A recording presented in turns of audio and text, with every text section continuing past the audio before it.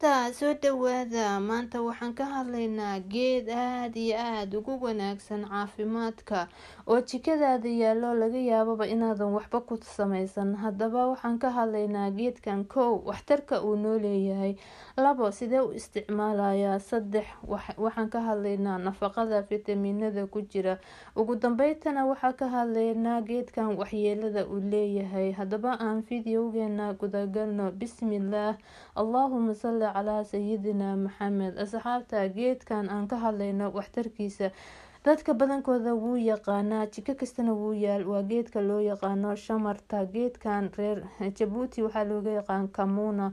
Cunto ay ku darsadaan ayaa jirta. Marka xagee laga helayaa waaye su-aasha koobaad. Kow, haddaad joogtid waqooyi iyo Jabuuti aada looga isticmaalaa shamarta, oo waa geedka sida xawaajiga cuntada ay ugu darsadaan. Haddaad joogtid xamar oo kale, suuqa bakaaraha wax walbaa laga helaa. Gobolada kale haddaad joogtid dadka dhirta gada kasoo gadanaysaa. Dibadaha iyo carabta haddaad joogtidna haybar kasta iyo meel kasta ayaa lagu gadaa. Marka waxaan gudagalaynaa waxtarka koowaad. Geedkan wuxuu u leeyahay, wuxuu daaweeyaa geedka loo yaqaano shamarta caabuqyada ku dhaca neef mareenka oo dadka ay hayo nidaamka neefsashada ayuu daaweeyaa geedkan. Sidoo kale geedkan qufaca ayuu daawo u yahay. Geedkan wuxuu daaweeyaa caabuqyada ay koosgarayso burukiitada. Geedkan wuxuu daawo u yahay xanuunka loo yaqaano kalooraha. Ilaahay naguma rido inta. Geedkan aad iyo aad ayuu ugu wanaagsan yahay caafimaadka. See u isticmaalaysaa. Marka aad u isticmaalaysid waxyaabahaas aan soo sheegay, weel baa soo qaadanaysaa, waxaa ku shubee qaado iyo bar camal. Intaa rabtid aan ku shubee, laakiin ha isku badin. Habeenkii markaa seexanaysid ayaa biyo karkarsan ku shubaysaa, kadibna waad dabooleysaa. Geedkan daawo waaye acshaabta, laakiin waxaa fiican inaadan iska badinin. Tan kaleeto, hal bil ka badan ha isticmaalin. Markasta nooc cusub bilow si aan jirkaaga ula qabsan. Waad dabooleysaa. Subaxii markaad soo kacdid waa miiranaysaa. Maalintii 3 koob camal waa ka cabi kartaa oo wax waxyeelaa male. Laakiin hadda uu leeyahay waxyeelo oo gadaalaan uga hadlaynaa, laakiin sidaas u cabaysaa. Okay, waxtarka labaad wuxuu leeyahay caafimaadka gabadha ayuu door weyn ka qaataa geedkan, oo weliba wuxuu nidaamiyaa hormoonada, gaar ahaan hormoonka estrogenka loo yaqaan, hormoonka gabdhaha koritaankeeda iyo maxaa la dhahaa ukumeheeda, wax walba quruxdeeda.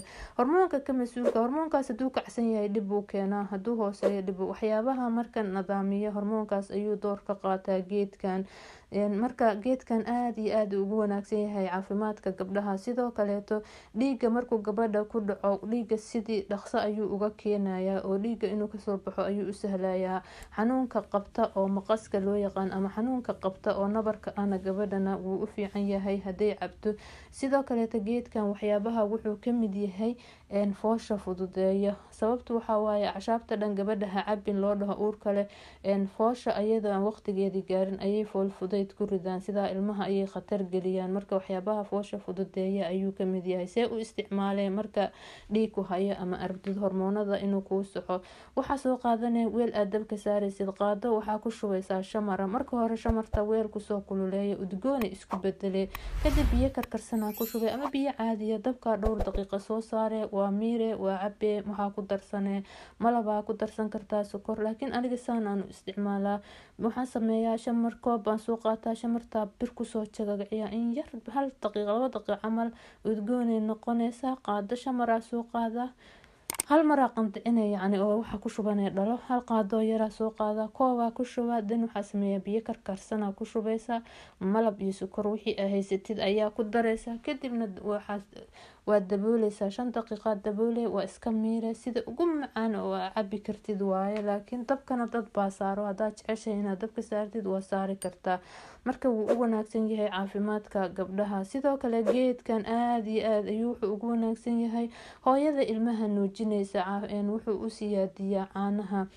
Geedkan waxtarka kale oo uu noo leeyahay wuxuu aad iyo aad door weyn uga qaataa dhisitaanka lafaha ayuu ugu wanaagsan yahay oo wuxuu ilaaliyaa caafimaadka lafaha. Wuxuu door weyn ka qaataa dhisida lafaha, maxaa yeelay geedkan waxaa ku jira iron aad u tiro badan, calcium, phosphorus vitamin K ayaa ku jira, sidaa daraadeed wuxuu xoojiyaa lafaha oo lafahaaga haday daciif yihiin cuntada ku darso shamarta, sidoo kalena cab aaday u fiican yahay. tan kale asxaabta waxaan idin sheegayaa acshaabta hadaa laasintid lama laasimo 2 bilood 1 bil ka badan ha laasimin, jirkaaga la qabsanaya hadhow waxba kuma tarayso. laakiin bil waxaa wadaa shamar, bil kale waxaa cabtaa waxaa loo yaqaano anaska oo kale, bil kale geed kala bedel yacni. laakiin hal wax hadaa laasintid jirkaaga la qabsanayo kadibna waxba kaama taraayo. waxtarka kaleeto oo aan lasoo koobi karin geedkan wuxuu maasha Allah wuxuu ilaaliyaa oo door weyn ka qaataa qaab dhisitaanka unugyada jirka, maqaarka ayuu u fiican yahay, wuxuuna xoojiyaa oo aad iyo aad ugu wanaagsan yahay difaaca jirka ayuu geedkan kor usoo qaadaa. maxaa sidoo kaleeto geedkan aad iyo aad ayuu ugu wanaagsan yahay difaacaga markuu dhismo, wuxuu kaa ilaalinayaa xanuunada halista sida waxa loo yaqaano xanuunada macnaha qofka soo ataagi karo oo waxaa la dhahay waqaayatun khayru min alcilaaj. geedkan aad iyo aad difaaca usoo dhisaa, maxaa yeelay geedkan waxaa ku jira vitamin A, vitamin C aa ku jira, waxaa ku jira calcium ayaa ku jira, sidoo kaleeto aad ugu wanaagsan.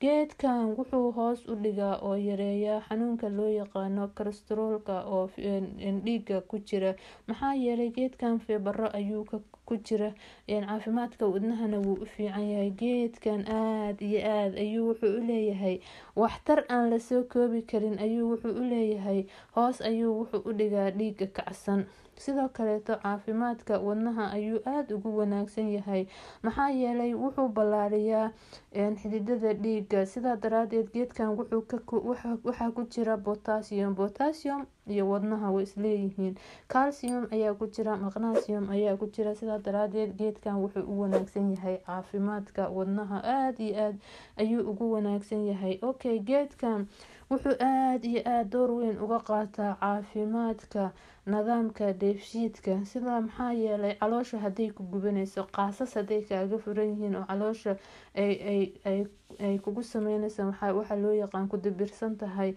geedkan aad ugu wanaagsan yahay. sidoo kaleeto hadii caloosha ku fadhido waxaa isku daraysaa geedkan iyo anaska aan hadda maalin hore soo gelinayay waxtarkiisa, iyo waxaa isku daray qaado shamar, qaado geedkan loo yaqaano yaansuunka ama se anaska loo yaqaano, in yar oo waxaa isku daraysaa jaleelo ama geedka sanuunka carabiga lagu dhaho, afkeenana waxaa lagu dhahaa jaleelo, meel kastuu ka baxaa wadankeena qani uu ku yahay. isku daree waa cabbi, caloosha ayuu kuu socodsiinaa. geedkan door weyn ayuu wuxuu ka qaataa dadka oo miisaanka iska dhimaya, maxaa yeelay abteedka ayuu kaa xirayaa hadaa cabtid, cunto badan ma cunaysid. sida daraadeed waxaa la dhahay 5 bari sheekh laguma noqdo, hadaa iscaateynaysid inaad socotid baa loo baahan yahay, cunto oo loogu talagalay dadka iscaateynaya inaad cuntid. waxaa ugu muhiimsan inaad cuntada kaliya ma ahane inaad socotid, horta koow waa inaad socotid, biyo badan waa inaad cabtid. sida daraadeed geedkana wuu kaa caawinayaa oo waxyaabaha wuxuu ku siinayaa nafaqana way ku jirtaa, wuxuuna kaa ilaalinayaa waxaa la yiraahdo maxaa la dhahaa abteedku kaa xirayaa, sida daraadeed cunto badan ma cunaysid. geedkan aad iyo aad ayuu wuxuu u leeyahay nafaqo iyo caafimaadka aad ayuu ugu wanaagsan yahay oo loo yaqaano shamarta. marka geedkan horta muxuu ka kooban yahay isweydiin leh. kow, geedkan waxaa ku jira vitamin A, vitamin C, waxaa ku jira vitamin B3, 5, 9, saddexdaasaa ku jira vitamin oo B-ga ka kooban, iyo vitamin A, vitamin C. maxaa kaloo ku jira markii loo soo noqdo dhanka mineralka ama se macdanta, geedkan waxaa ku jira calcium, waxaa ku jira iron, waxaa ku jira magnesium, waxaa ku jira geedkan sidoo kale antioxidant aad u xoog badan ayaa ku jira. geedkan aad iyo aad protein ayaa ku jira. geedkan wax aan ku jirin male, aad iyo aad ayuu nafaqo u yahay, caafimaadka guudna wuu u fiican yahay. hadaba geedkan waxyeelo ma leeyahay? waxyeelooyinka uu leeyahay kow waxaa kamid ah hadaa tahay dadka xanuunka kaliyaha oo sida dadka kaliyaha laga dhaqo kale, dadka kaliyaha ka xanuunsan uma fiicna, maxaa yeelay amlaax baa ka buuxda oo waxaa ku jirta macdan aad u tiro badan. sidoo kaleeto hadii aad tahay ilaahayga raxmaanka, qof kasta oo qaba ka daweeyo, kii aan qabina ilaahay kuma rido. sida qofkii qaba oo kansarka noociisa oo ku dhaca naasaha iyo rixinka iyo maxaa la dhahaa ukunta, kaas ma cabi karo oo uma fiicna. Sidoo kale geedkan dadka qaarkiisa wuxuu ku koos gareeyaa waxa loo yaqaan xasaasiyad ama allergy, wax kale oo waxyeelaa male. waxaan idinkula talinayaa inaa iska ilaalisaan inaa acshaabta iska badisaan. tan kaleeto waa inaadan laasiminin oo wax badan aadan wadin, kusoo noqo laakiin badbedel ku samee. sidoo kale waxaan idiin sheegayaa geedkan wuxuu daawo u yahay oo daaweeya dadka dhiig la-aantu hayso, maxaa yeelay shamarta wuxuu ka kooban yahay ammonium acid baa ku jira, folic acid baa ku jira, vitamin A, vitamin C, iron aan la koobi karin baa ku jira. saa ogtiin ironka ama birtuna waa waxa ay ka kooban tahay hemoglobinka, sidaa daraadeed dhiig la-aanta ayuu u fiican yahay. asxaabta intaa ayaan jeclaystay inaan idinla wadaago. videoga like dhahaya, sii share gareeya, pageka follow dhahaya, channelkeena soo booqda, subscribe dhahaya. assalaamu calaykum waraxmatullaahi wabarakaatu.